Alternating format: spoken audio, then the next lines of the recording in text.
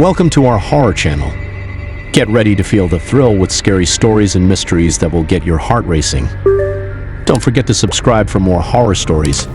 That Christmas Eve started off so quiet. After spending time with my family all day, I finally returned home to relax. The streets were quiet, only the sound of my car breaking the silence. However, as soon as I arrived home, the atmosphere started to feel odd.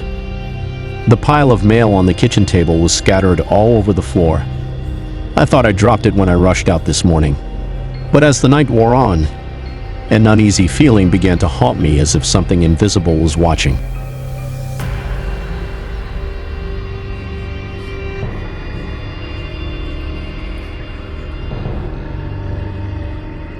While watching a Christmas movie in the living room, I kept hearing soft sounds that made my hair stand on end. Small steps and the sound of creaking wood. Every time I stopped the movie to listen, the sound disappeared.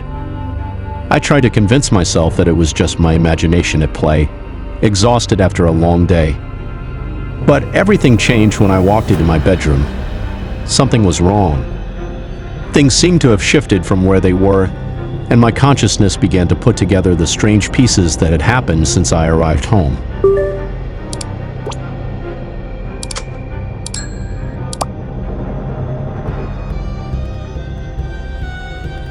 The silence of the night turned into tension when I decided to walk through my house.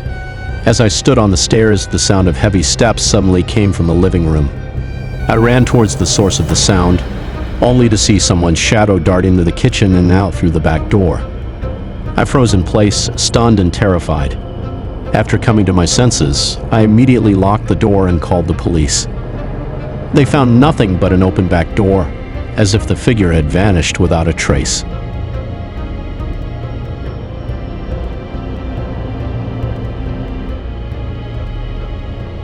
To this day, I still don't know who broke into my house or what they wanted.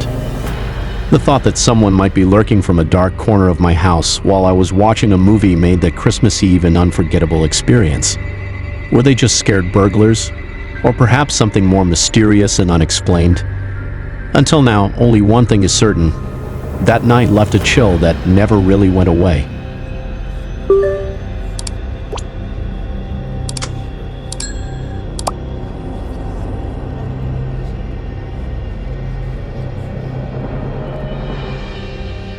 This year's Christmas was the first time I spent it alone. As sad as it sounds, I actually enjoyed it.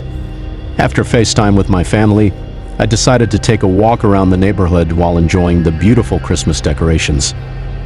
As I opened the door to go outside, I noticed footprints in the snow that looked frozen. They were made during the night, long before I woke up.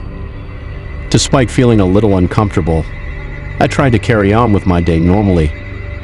However, things started to take a strange turn when I went for a walk. I saw a man walking on the opposite side of the street.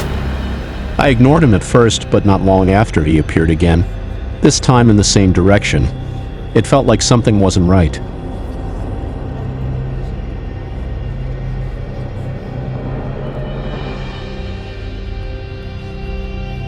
I decided to return home sooner.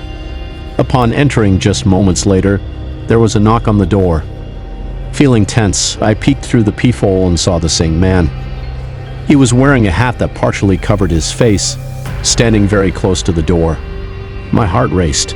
When I asked what he needed, he didn't answer. The knocking turned into a loud bang, and he started shaking the door handle, trying to force his way in. I backed away frantically as the door shook, almost coming off its hinges. The tense atmosphere lasted for a few seconds that felt like an eternity, until suddenly everything stopped.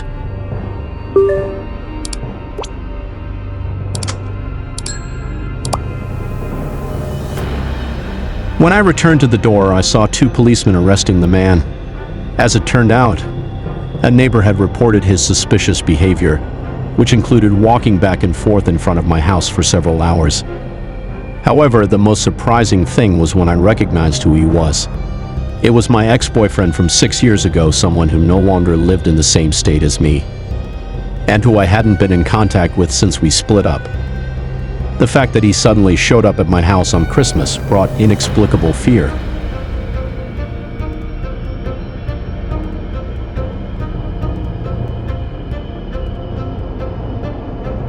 Police found 2 knives on his body, and in the car parked a few blocks away, they found a firearm and a roll of duct tape. The items had been purchased just a few days earlier. Although he didn't admit to anything, it was clear what he might have been planning. What should have been a peaceful Christmas turned into a nightmare that will haunt my mind forever. Now I'm more vigilant, not only with my surroundings, but also with the past that unexpectedly came back to haunt me.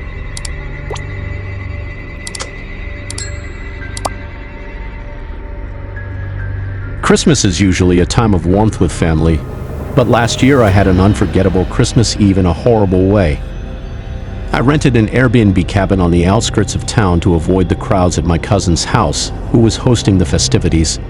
The cabin was small but cozy, nestled in the middle of the woods. That Christmas Eve, after a day of celebrating with extended family, I returned to the cabin. As soon as I arrived, I noticed shoe tracks in the snow leading to the front door, but there was no sign of anyone entering. At first, I assumed it was the host's tracks. Perhaps he wanted to check on the cabin. However, everything changed when someone knocked on the door.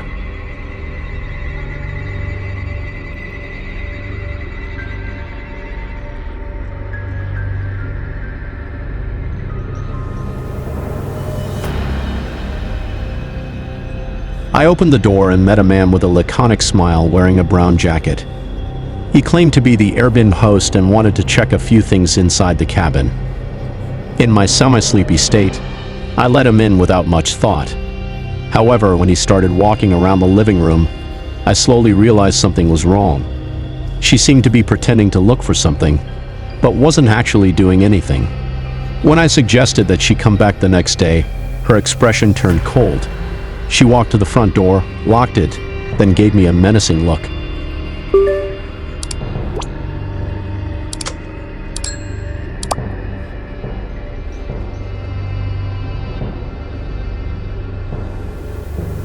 Fear enveloped my body. I quickly ran to the bedroom and locked the door. Shortly after, he tried to break the door down hard. I knew I had to act fast. Seeing an old window at the end of the room, I opened it hastily and crawled out, even though the door to the room was starting to crack from the blow. I ran into the forest and hid behind the trees, hearing the sound of his steps chasing me. In the darkness of the night, I saw him standing outside the cabin, looking confused as to my direction. After about 20 minutes, he finally got into the car and drove away.